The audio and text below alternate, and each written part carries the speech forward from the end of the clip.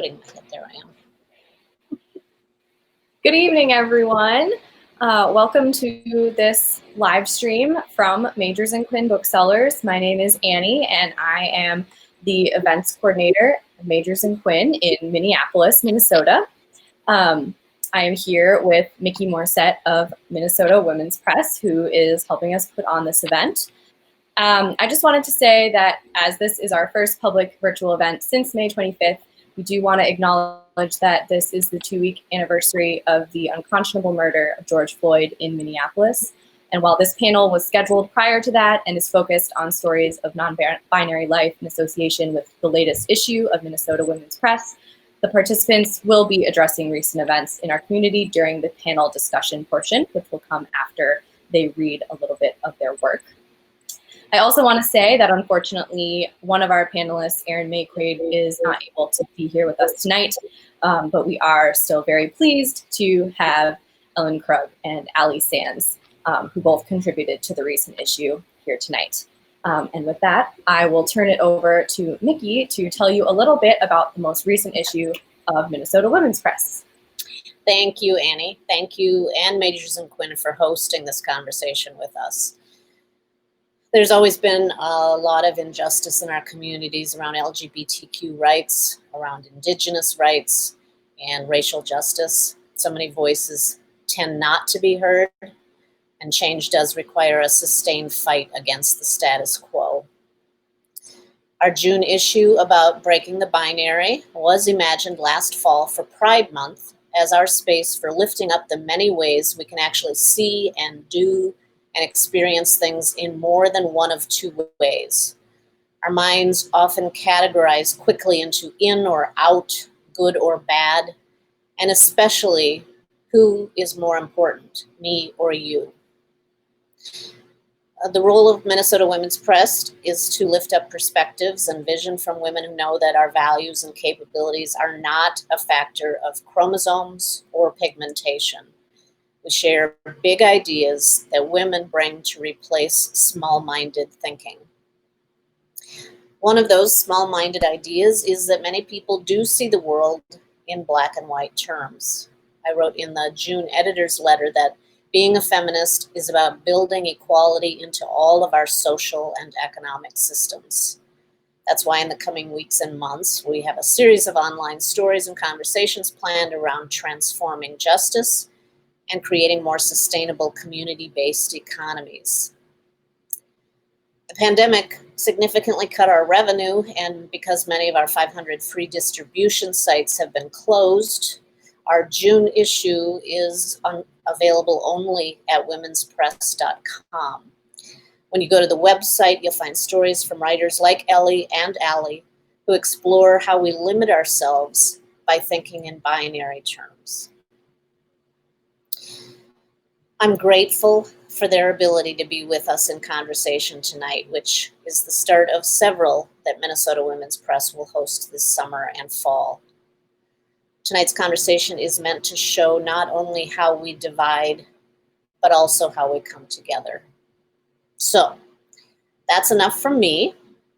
I'd like to open up with a reading from Ellie Krug, who is a contributing writer to Minnesota Women's Press and author of Getting to Ellen, a memoir about love, honesty, and gender change. Ellie.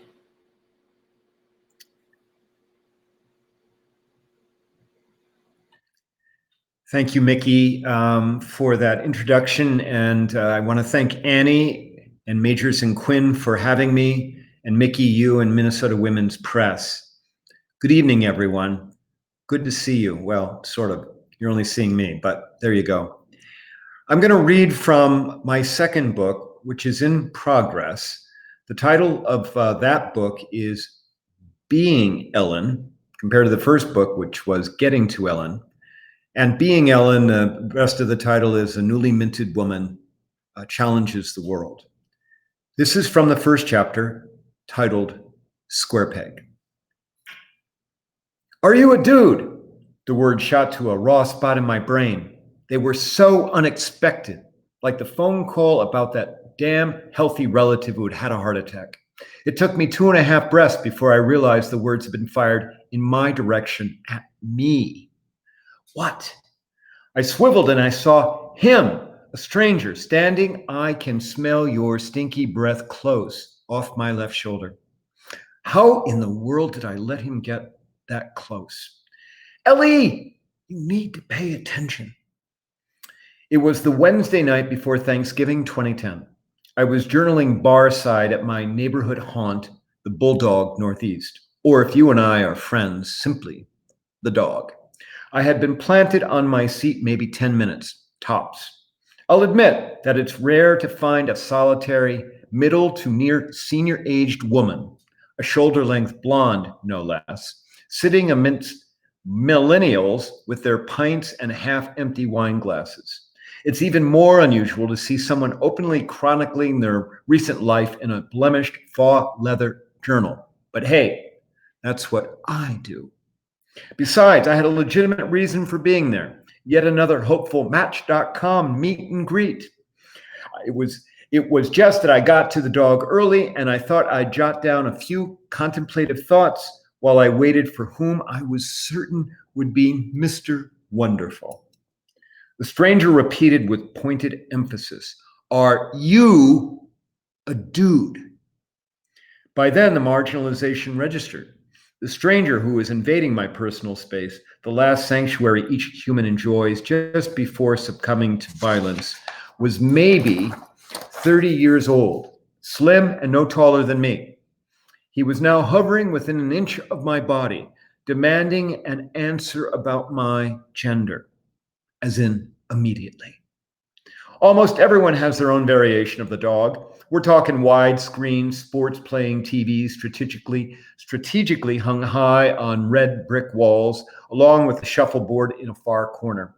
The bar was 4 blocks from my near downtown Minneapolis condo, and I liked hanging there. In addition to good pours, on any given night, it was sure to be alive with banter from cute, scruff 30-something bros, along with their women, purveying the newest from a local pocket brewery. What's more, the place had real history for me. Thus, when I walked in the front door for the very first time in 2002, the bar was named Boom and catered to delightfully fit gay men who drank Cosmos while wearing tees that were always a size too small. Instead of hockey players battling it out on the ice, the flat screens were filled with camp and candy, old Doris Day movies, and video images of hunky, near-naked men lounging poolside. Truth be told, yes, indeed, back then I was a dude. In fact, I was a 45-year-old crew-cut guy who was totally, and I feared hopelessly, confused over both gender and sexuality. Even worse, notwithstanding a 5 o'clock shadow that inevitably showed up at 3:15, I loved to wear pretty pink bikini panties and lacy camisoles under my man clothes. For a while, until I realized I was transgender and not a gay man, I thought that loving men and prancing around with my penis in silk panties went hand in hand, so to speak. Wrong. I learned quickly that gay guys just aren't interested in someone who believes they're female. Looking back now at how I approached that gay man thing sure sounds pretty silly, but it's my truth, the truth. Now, a gender switch and a complete life change later, I'm not anywhere close to being male. Nope, nada, not at all. The person who the stranger was verbally ambushing at barside at the dog owned a brand new vagina and wonderfully supple size 36C breast, courtesy of a Scottsdale surgeon who believed in impeccable handiwork.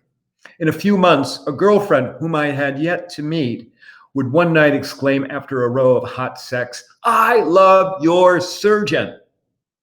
Housed in a 5'9", size 4 to 6 frame, depending on the store, you've gotta love Athleta, with an always way too flat, dirty blonde mane atop a very feminine face, complete with a totally reconstructed nose, cheeks, and chin, the work product of another surgeon from Chicago.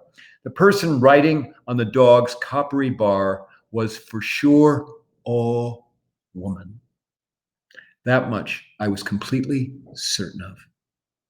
With pen halted in mid-sentence and the stranger looming large at my side, I recovered enough to remember that when I first sat down 20 minutes before, the stranger had been a couple bar stools off to my right talking to another man. I didn't pay them any attention and instead opened my journal and began writing. I ordered a Chardonnay, my signature drink, and bantered briefly with Kevin, a lanky but sweet bartender who sometimes comped me wines. I had no idea that anyone else was listening. Once more, the stranger hovering over me barked, "I'm asking, are you a dude?" My surprise evaporated, replaced by dewdrops of fear running down my back and a reactive scrunch of my shoulders. With as much pitch as I could muster, I answered, "No, I'm not a dude. I'm a woman." It wasn't very snappy or original, but for sure it was the very best I could do given the circumstances. Undeterred, the stranger stood tight and pointed sword-like with his index finger. "You look like a woman and act like a woman," he said, "but you sound like a man. Are you one?" Oh God, I thought. He heard me talk to Kevin. My damn man voice. It's the one testosterone left over from my manhood that guarantees I'll forever be a square peg.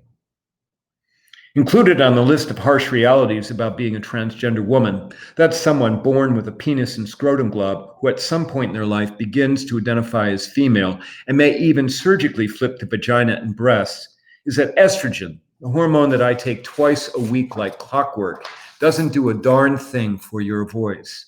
Knowing this, I spent much of last year working with an Einstein-smart speech therapist who taught about feminine pitch, female voice word patterns, and speaking with breathiness. I was a good student, but there's only so much one can do with distinctive bass pipes like mine. Even on my best day, I sound like Kathleen Turner's ugly cousin nursing a case of terminal bronchitis. However, at that precise moment, at the dog, fretting about my voice wouldn't help. More than anything, I just wanted the hovering stranger to go away. "Leave me alone and let me write," I pleaded. The stranger didn't budge and pressed. "I want to know, are you a dude?" More fear shot through me. I knew that panic was just around the corner. I wondered, has this guy put a bullseye on my face? I flicked the self-preservation switch and scanned for Kevin, who was at the other end of the bar yakking with another regular. The ordeal wasn't going to end unless I got some help. "Kevin," I yelled, not caring how masculine it came out, "will you please tell this man to leave me alone?" Kevin stopped in mid-sentence and turned toward me. I tilted away from the stranger and pointed. "He's bothering me. Please tell him to go away." As I grabbed the bar edge with both hands, I watched Kevin take 2 gigantic steps in my direction. "Leave her alone," he ordered. "Go back and sit down with your friend." It was exactly what I needed. The stranger surrendered with both palms raised. "I'm just trying to be friendly," he offered. The empathetic side of me, the one that's hopelessly idealistic in a world that's filled with inequity and disparity, briefly sympathized until I remembered how he had invaded my personal space. No one does that without knowing what they're doing. Diminishing space is pre-attack, pre-erasure.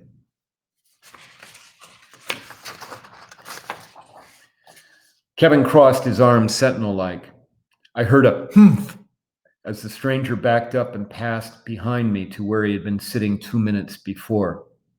Instantly relieved and quite appreciative, I smiled at Kevin, my savior. "Thank you, my dear," I said with a forced smile, followed by a palatable sigh. "Thank you."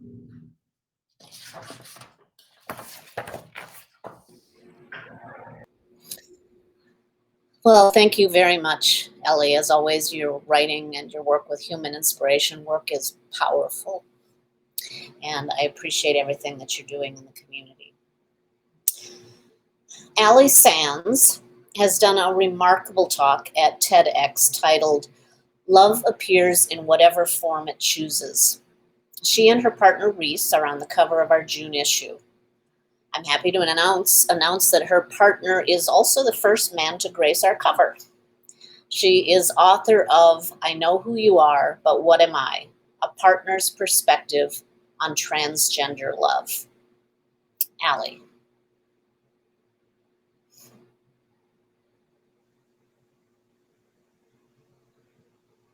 Thanks so much, Mikki. Thanks to Women's Press and thanks to Magers and Quinn. I'm going to be reading an excerpt from my book, my memoir actually, called I Know Who You Are, But What Am I? This is the cover of the second edition. And I would like to take this moment to dedicate my reading to Tony McDade and Iana Dior, two members of the Black trans community that have befallen to other people's violence. And I just want to be mindful of them in this moment. This excerpt is dated December 6th of 2005. Recently, a friend and I were having a conversation during which I referred to Reese as he and him, male pronouns. She commented on how good I am at using the correct pronouns for Reese. I told her it better be me who's most aware of the words used around Reese's transformation. I'm silently called to set the precedent. I explained to her that for me, it's merely an issue of respect. Recently, she said that she had had some long conversations with Reese and is starting to understand more and more clearly the journey he is on. She then went on to ask if she could get personal with me. Sure, I said, knowing what most likely would follow.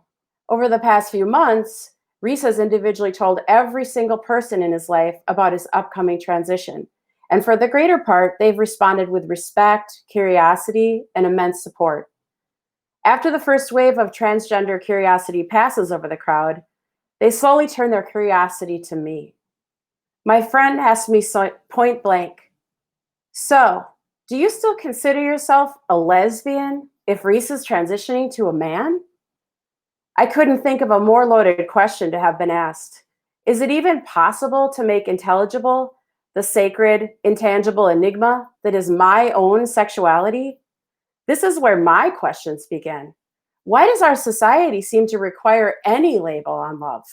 When will the LGBTQ community become inclusive of all types of sexual expression and gender identity?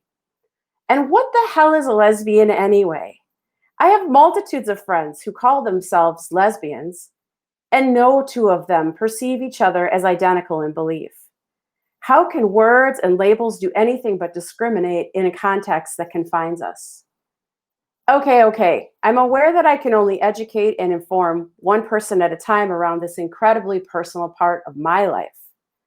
So here, in front of me, sat my friend and my opportunity to affirm what I know as my truth.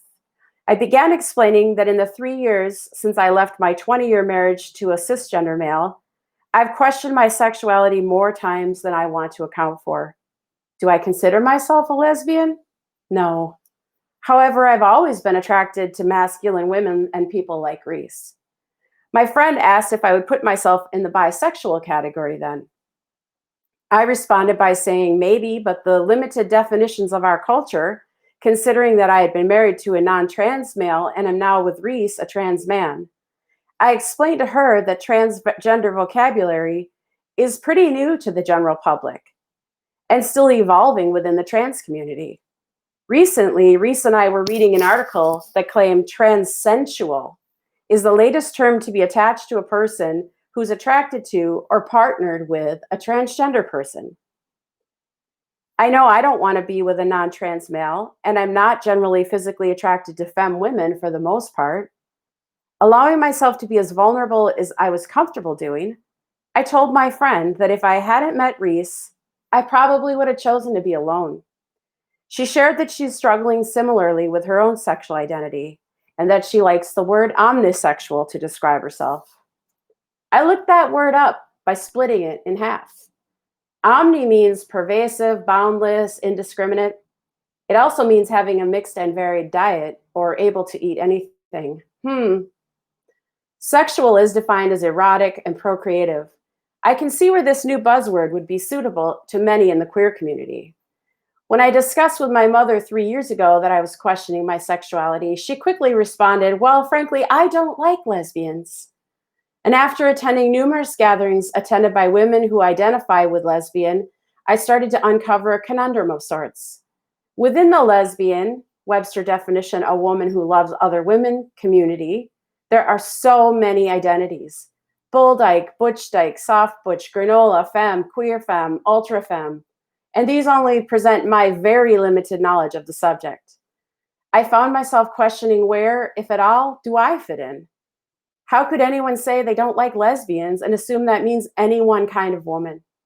How could a person who lived through the horror of sexist discrimination during the 1950s make such an ignorant statement? And how on earth did this extreme statement come out now, at this point in my relationship with my mom? Never once in my upbringing did she have a negative or judging word to share about the LGBTQ community. Perhaps aging has propelled her backwards in her tolerance. Now, obviously, my mother is slightly short-sighted when it comes to the issue of diversity, but her statement, it definitely led me to a place of contemplation.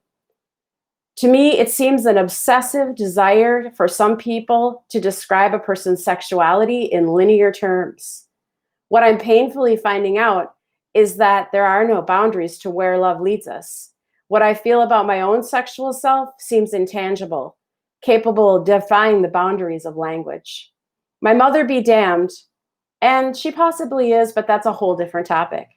But I realize through her short-sightedness, an evolution of sorts is positioning itself to take place here and now. After all, at what better point to start than with my own family of origin? I feel the need to break this chain of ignorance through living my own truths out loud. Thank you.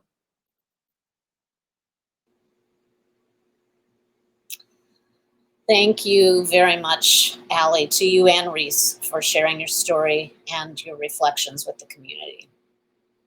So we're going to have a little bit of time now to have a little bit of a discussion, and Annie's going to monitor any questions that come in from the chat option at the bottom of the screen with live viewers. So I want to start us with a simple question about roots. When both of you were growing up, did you feel safe and secure?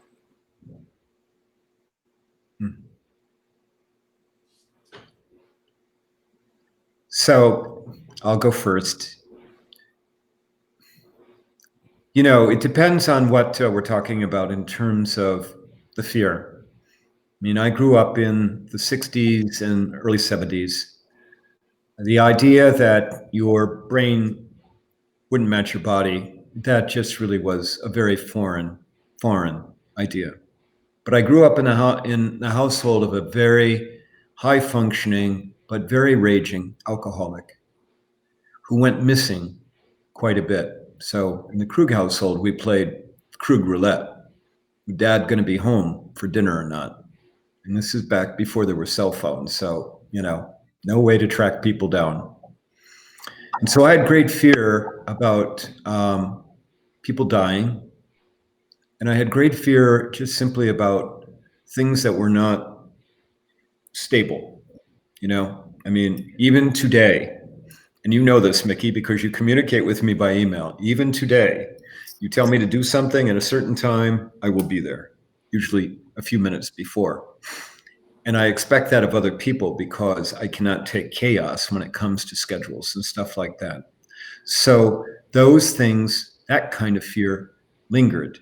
And it also affected my ability to really be me because I spent a whole lot of time, you know, needing to be tough to deal with what my father was doing.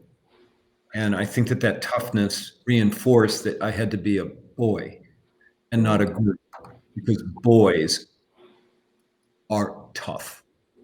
They're strong.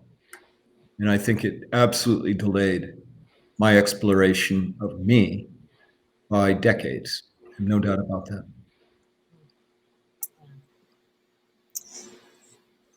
Thank you. you want me to You're just jump in? Sure, Allie, go for it. I like a lot how Ellie phrased that in the beginning, because my short answer is no. I didn't grow up feeling safe. I felt that there was a person in my household, one of my siblings, that was very violent and shouldn't probably have been in the household with us. And I was also abused as a child by a grandparent. So my memories of being a child is just all about navigating my safety and my responsibility to my younger sibling around that. So is he safe? Am I safe? Every day, all day. And really learning to navigate the world that way all the time. So again, like Ellie said, there was really no room for the personal exploration of my identity in any way. Because when you don't feel safe, there's no space to be growing like in a healthy manner like a child should. All you're doing is navigating the safety. And I feel that that's what I did, even though the outside of my house was a lovely little, northern suburban Arden Hills persona. Inside the doors, it was all hell breaking loose most of the time. So it's not a safe environment to be in when you can't feel safe. And Ellie, I'm sorry you went through that, but I think what I would add, in light of what you said, is that we are so quick to write everybody's story. I mean, many of us, we want to do it within 5 seconds of meetings. I got you. Okay. And the reality is we can't tell anybody's story. Yeah, that's right. Unless we do what we're doing right now with sharing. And I think as a society, we are only coming to grips, just beginning to come to grips with the idea that we don't know people, and that the only way to get to know them is to allow them to be vulnerable, give them the space to do that, which we're doing here, and then to just simply listen, and then when it's your time to talk, share, but share from the heart, rather than from a place of intolerance.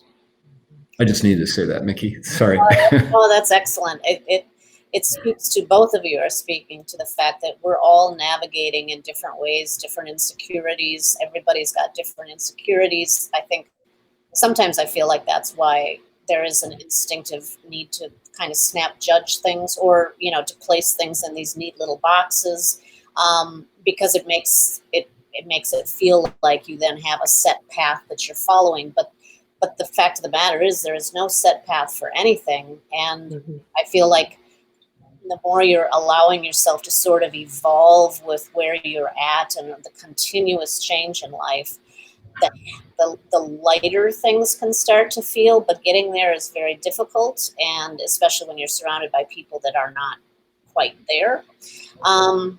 So I know a lot of the breaking the binary issue, and a lot of what you guys have been writing and your readings tonight are about that tendency to kind of quickly feel challenged if you can't categorize something into one or two options. Do you have anything else that you want to sort of add, even beyond what you've had a chance to talk about tonight, about the way that we do this kind of instinctive thing ourselves, or that we've experienced from other people, even if it's not related to who our identity seems to be projecting?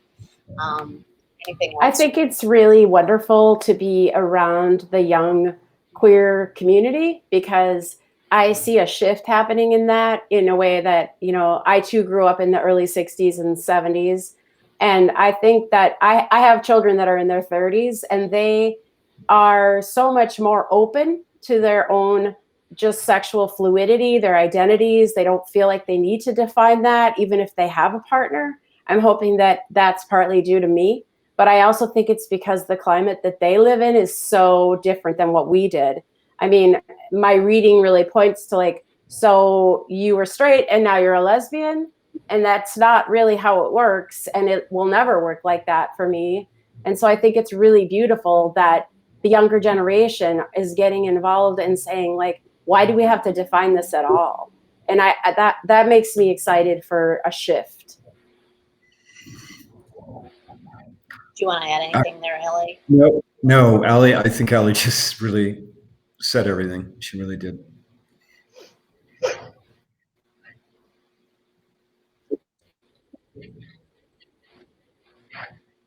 I'm bouncing a little bit, or something's bouncing.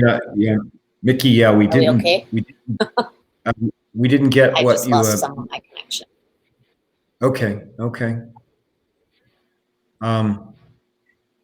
we go. If you want, I can pick up because there's a question that came in here that I think is a really great question for both Ellie and me. Is that okay? Yeah. Okay, so Ellie, Yeah, go ahead. we've got a question. I think We've got a question here about the fact that what you read, you threw some humor into the topic, and this person didn't hear my reading, but there's a lot of humor in what I wrote in terms of my excerpt. And the question is, do you find it risky to inject humor into a serious topic such as gender identity and sexuality? How do you feel about that? That's a great question, actually. Yes, and it really my is. answer to that, specific to my own writing, is that my book is actually the real-time journal that I wrote while my partner transitioned. And that's just, you're seeing who I am as a human being, kind of snarky and the class clown sometimes. And so, yeah, I think it's really important to inject some humor into it, because I'm sure a lot of people in the community can tell you that going through transitioning is a very serious thing to do. And so you've got to find the humor somewhere. I mean, at least I know for my partner and I, we've been through a lot, and I kind of think that we might have been to the same place in Scottsdale. So I definitely, my book is a very raw humor kind of a book, and just like sort of like reflection humor. So I think for us, it's been the only way that we've gotten through 18 years together, including his transition. That would be my answer. No, I love that answer. Well, and for me, and I'm sorry, I don't know if I'm going to be continuing to bounce here or not. I'm trying to hear, so I don't know if you can hear me. We can hear you. We can hear you. Okay, great. So sorry about that. No. Yeah, it's a weird connection right now in my home, but yeah. So I mean, humor and Ellie, I know that you've had a lot of interesting, disarming conversations with people as you go around the state to talk about your experience and trying to kind of connect with people at a very human level who might be a little fearful. So I'm kind of wondering what both of you are recommending that you do and that you can recommend to others that kind of open up to that non-binary thinking. Well, I'm very self-effacing. I mean, I'll make fun of myself, and of course the voice is always there. And now this is in less than a month, my second reading where I write about my voice being masculine. But everyone, please understand, I'm not totally preoccupied with this. I mean, there's other stuff I'm really upset about myself. But see, what I just did is, when you're self-effacing and you don't come in and say, you need to listen to me. You know what? We'll listen to you when you are, kind of easy, you're making fun of yourself a bit, and you're making, you're just trying to use humor. And I do that because the goal here is to bring us together. Mm-hmm. Humor, self-effacing. And one of the things I do, I mean, I talk right away about the fact that the voice doesn't match with the appearance. And usually what I say to audiences, I look like a chick, please nod your heads vigorously, but I sound like a dude. But you say that within the first 5 minutes of speaking because everybody's already, thinking it. So let's just get it out there. Let's talk about it. And as soon as you do that, not with everyone, but with many people, they're kind of like, oh, I didn't expect this. Mm-hmm. And she might be, a stand-up person. I think I'm going to listen a little bit more than what I expected. Ellie, go ahead. I'm sorry, I'm over speaking here. No, you're fine. I like that because I've done quite a bit of public speaking, and I do a big chunk of my event is Q&A. I don't profess to represent the trans community. I just represent my story with my partner and use that story as a tool to get people that may not otherwise listen to listen because they can relate to the love story around it. And so I've been on a high learning curve, and what I've learned is that you have to be able to stay in there with people in their inability to ask questions that are appropriate, because when people feel defensive, they're no longer going to learn. And my goal is for people to learn more through the story of me and Reese, and through my ability to stay in it with them. And, I see all this activity on Facebook of like, if you're this, then just unfriend me right now. And I challenge people to say, like, those are the people that you need to stay in that conversation with, especially right now around racial issues and what's going on in our world. We're at a precipice, and if nobody stands forward to stay patient and talk about why and what we need to do, then it's never going to happen. So like the humor, yes, but also just the patience and the ability to diffuse inappropriate questions, which always seem to come about in these conversations, but not to make the person feel stupid that they asked it. Because one time I heard Oprah say she had shame about what she doesn't know, what she hasn't learned. She has shame about not knowing what she hasn't learned. And it's like, well, how can you know what you haven't learned? If you would have told me 20 years ago, this is where I would be, I would have been like, no way. So I think those pieces are important, that people don't learn when they feel defensive. So humor is a great diffuser in that. Yeah, and can I just quickly share? I mean, many in the trans community in the Twin Cities know that in Hastings, Minnesota, about 35 miles south of the cities, that 2 years ago, the city council passed an ordinance a proclamation saying the city would be welcoming to everybody, regardless of color, skin, religion, LGBTQ. But 7 churches issued a letter a few weeks after that saying, we're good with that proclamation, except we don't want transgender people here. Because they're a bad influence on our children. I went to Hastings to go speak about what it meant to be transgender. And when I did that, we had 130 or 40 people in the room, many of them from those churches. And I started out the talk by saying, I'm no one special. I'm just simply a survivor of the human condition. It's just that my survivorship is far more public because the voice doesn't match the appearance. And then I went on and I talked about what it meant to be trans. Do you know what? Afterward, I had several of those church people come up to me, and they wanted to ask me questions about family members who are LGBTQ or I've been marginalized myself because of my religion. Ellie, can we talk about that? And you know what I heard from them was, we thought you were going to come and yell at us. We thought you were going to come and shame us. And you know what, Ellie, it's just what you said before. How can we do that? That's not leaning into it. That's right. All it does is just cause them to pull back. And we, in light of what's happened in the last 2 weeks, that's right, we have to learn this lesson that it's about getting beyond these things that we put humans into categories for. Let me bring in some of the, there is a lot of despair, there is a lot of pain, there is a lot of challenge. And, the killing of George Floyd at the hands of the Minneapolis police officers has devastated our community and also awakened a lot of voices, a lot of feeling, a lot of emotion that has been certainly brewing and tamped down and overdue. And we've seen the violence playing out so close to our homes, and also protests all around the world in the last couple of weeks, which is quite amazing, scary. I'm wondering what both of you see in this ongoing struggle for justice and safety for people of color and the LGBTQ community that actually brings you some peace or hope. Go ahead, Ellie.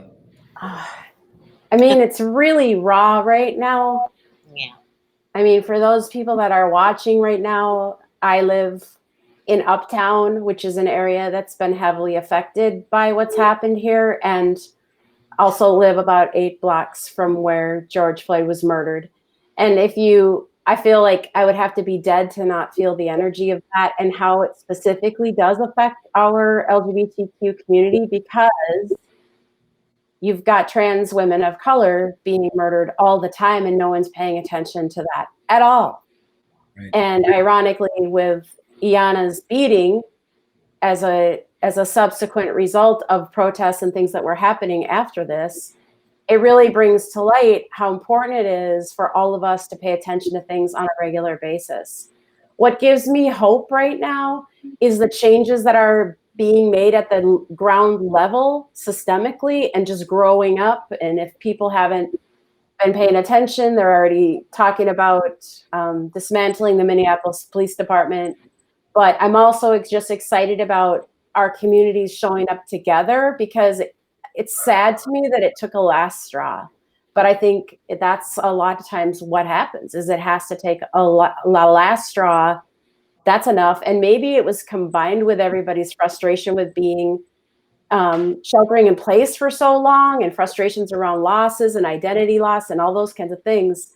I think that it just built a momentum that created a worldwide awareness, and I just don't want it to stop. So that gives me hope that every day there's still protests, every day there's changes, every day they're telling us something new, and I feel hopeful about that. For me, when I'm not on panels like this, I'm actually going across the country speaking about human inclusivity, the need for us to be better to each other, to be more welcoming, to get beyond how we group and label humans and our tendency to have group identities. For me, I'm seeing so much work that is needed, so much. I've been sounding this alarm for 10 years, ever since I transitioned genders. I'm glad that finally, and it is so unfortunate about the death, it took a death of George Floyd, but that's on top of many other deaths of African-American men and women and other people of color. I think it's finally we have the attention of white colored people who are, I refer to white people as white colored people because most white people don't believe white's a color. We finally have the attention of white colored people who control the levers of power. I was buoyed by the fact that our governor said that racism is rampant in Minnesota. I'm paraphrasing what he said. And I was buoyed by the fact that he understood we might only have one more chance to get this right. He said that. And so that gives me some hope. But the problem is there is so much work, and we have so many people who are entrenched in a variety of ways.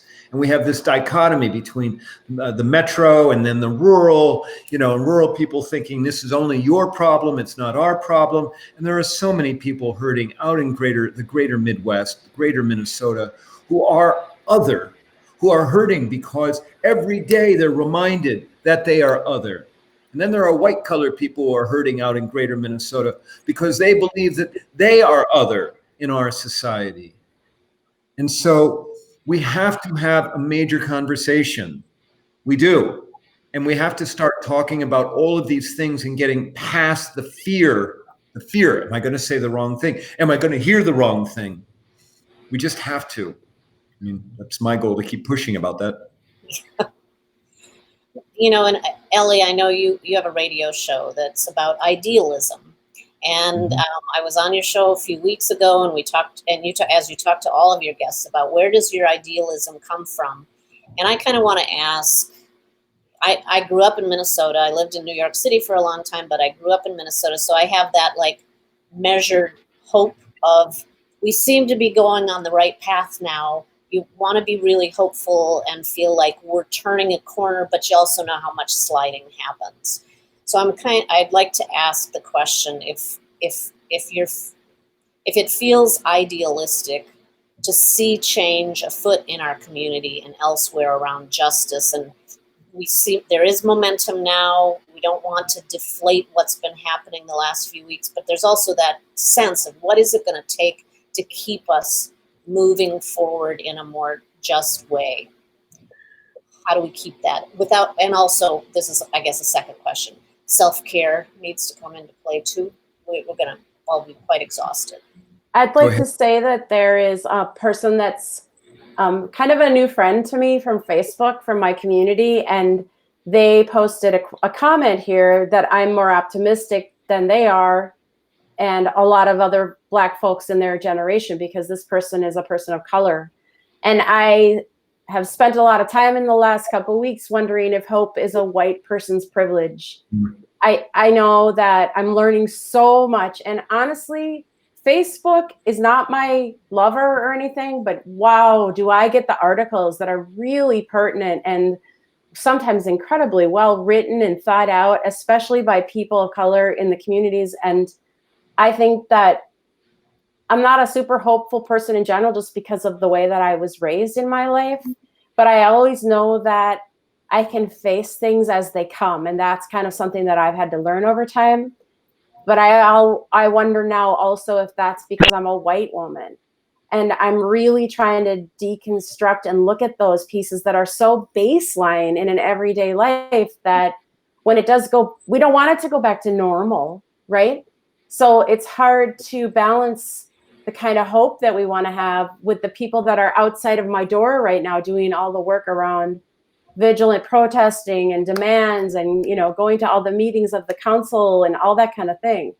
So I have a lot of questions myself. I don't have a lot of answers. And Mikki, I will tell you, you cannot be an idealist by sitting on your couch. I mean, idealism takes actually action. And what's going to happen is that the white collar community in Minnesota is going to have to realize that for us to change the landscape, for us to start to get the disparities down, let alone have an equal playing field, is that it's going to cost. It's going to cost time. It's going to cost money. Mm-hmm. Our taxes are going to go up. We're going to get frustrated. We're going to have to elect people who are pushers, who are real leaders, who aren't just telling us what we want to hear. We're going to need to go through a long journey. And many people have no idea right now, I think, of the extent to how long and difficult that journey is going to be. But the downside is if we don't take that journey, as Governor Walz is so smart to understand, we will not get another chance. I firmly believe that. We will not. And I'm sorry, Erin McQuaid couldn't join us tonight from Gender Justice, because I know one of the things that she's been talking about in her work in gender justice is the fact that there's a tendency for people to think that if you win, then I lose. That's totally the binary thinking. Yeah.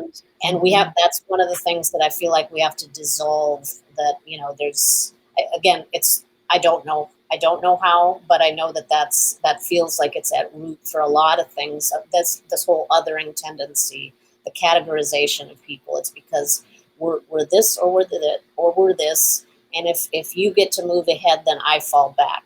And how to keep people from, how to see people as part of that. We're all in a spectrum and all in a circle together, and we can keep expanding the pie. That's kind of the goal that I have in storytelling, certainly. And I think with the two of you and your voices, I think you're showing people how that looks, how that feels. So on that note, I want to make sure that before we close pretty soon, unless there's any other public questions that come in, that you both have a chance to talk a little bit about the work that you do and anything else that you want to say about how people can learn a little bit more about your voice and your perspectives. I'll go first. I started a business in 2019 in January called Illuminating Identity. And I spent a lot of time branding myself because I'd already been doing a lot of speaking.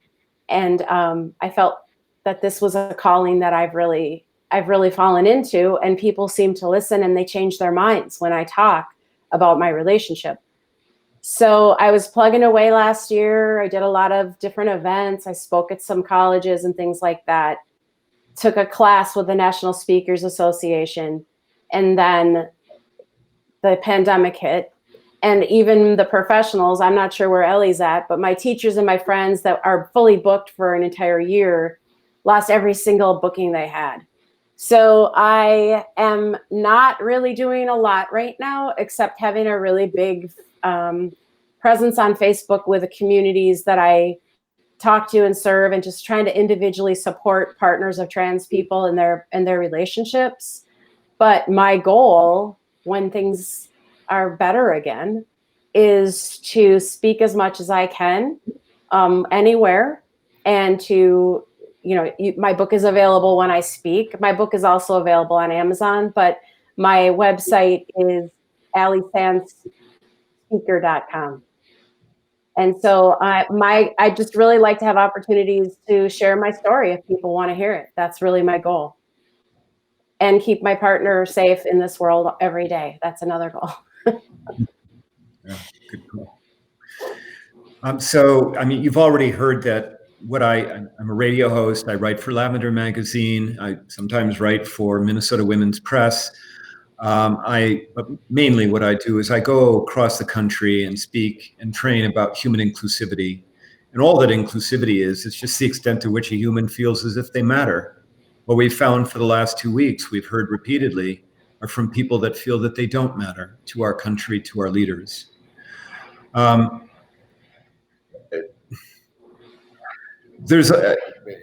also an idea person. So my way of reacting to some of these, I went down to where Park and Lake and spoke to people while cars and buildings were being burned, and asked them, why are you here?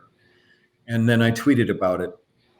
But then in addition to that, I've created 2 plans. One is a 10-point plan for how to change radically the landscape, the diversity inclusion landscape in Minneapolis as well as in Minnesota. I have a second plan that is a call to Governor Walz for a Truth and Reconciliation Commission, where that commission would go throughout the state, made of people from the state, to talk about how racism and othering has affected all Minnesotans, so that we can start to have. The problem is we've tried to change our country. We've given solutions, but we've never ever had the conversation that we need to have about why is white color skin preferred in America. We have never had that conversation. And until we have that conversation, people who have skin colors other than white will never be fully heard. And so if you're interested in seeing those plans, go to elliekrug.com, ELLIEKRUG.com, and go to the menu bar that's projects. You can actually download both of those plans. And so that's how I cope. I'm seeing some of the comments come in as we've been speaking, and the last thing I want to just say is this. We have to get back to a place of shared values. When I grew up, at least, notwithstanding all the problems that were going on in the 60s and 70s, there was still at least the vision of an America for everyone. I mean, it had a lot of problems, but the vision was, we want all of our children to succeed. We've gotten away from that. So when we talk about, the winners and the losers, Mikki, we've lost our shared values. So we need to get back to that. That's where, and we cannot do that till we sit in a room and we start sharing about what it means to be you. Well, thank you both so much for everything that you're doing. And again, I feel very privileged as the women that we have writing in the magazine. I've been able to be part of for the last few years. It's always incredibly inspiring to me to be able to share the stories, to be able to help people recognize the amazing voices and vision of women that we have in this state. We seem very, very progressive and everything, and then we also know how we're not. Right. And we have to keep reminding ourselves of all of the ways that there's tremendous disparities here, education, health, affordable housing, everything. And I think it's because there is a complacency that sets in. And so a lot of the lifting that we all do is related to just trying to keep reminding ourselves of how much better we can be. So I know that one of the things that's changed for us in the last few weeks is we're going to be putting a lot more effort in our own storytelling to the whole ongoing conversation around transforming justice. We've started to have conversations last year about transformative justice, restorative justice, but that's looking at it from that one perspective, that the people who are unfairly jailed or convicted of crimes that white people are not, held to a different standard, released and not allowed to be part of society, even though they've paid dues. All of that stuff is something that has to be transformed. But we also have to very much, as we know, transform law enforcement. So it's all parts of the equation. And so we're going to be looking continuously on those kinds of things. And I do think it's Black women and Indigenous women who are a tremendous asset to those conversations. And so we're going to be working with more and more of those conversations in the summer and the fall. So I know that's one thing I want people to know. I also want to make sure that people know that we haven't been in print because of costs and revenue issues. But the July issue, which is about climate, mostly environmental climate, but also a nod to the political climate. The July issue will be in print again. We're finding out now what distribution sites are going to be open. So Good. That's good. So we're looking forward to being out there and having more conversations like this and having people like you be a part of those conversations. So thank you very much. And Annie, I know you have some information about their books available at Magers and Quinn if you want to add anything there. Hi, yeah, thank you all so much. This has been wonderful. I just wanted to add, for anyone who hasn't been looking at the chat underneath this video, I did drop links to both of the books of our wonderful speakers, Allie and Ellie. And we also, even though Erin couldn't join us today, she had sent some recommendations that she was going to speak to. And those are Hood Feminism by Mikki Kendall and Eloquent Rage by Brittany Cooper. And both of those are actually currently available and in stock. I know it's been a little hard to get certain titles these days because a lot of people are doing some reading, some great reading, and it has caused some things to go out of print, but those two are available and they're really, really good options if you want to check out more of what Erin might have spoken about. And finally, I just want to mention that since Mikki was speaking about the distribution spots, Magers and Quinn is back open. We are open to limited browsing as of today from noon to 5 p.m. daily. And we are one of the places where you can pick up Minnesota Women's Press. So for the July issue, we will have some in the store. Awesome. Thank you all so much again. And thank you all for watching. And this video will be available on our Facebook page until the end of Facebook. So if anyone missed it, feel free to Yeah. Don't worry, I'll download it too. So thank you all so much and have a wonderful evening. Thank you.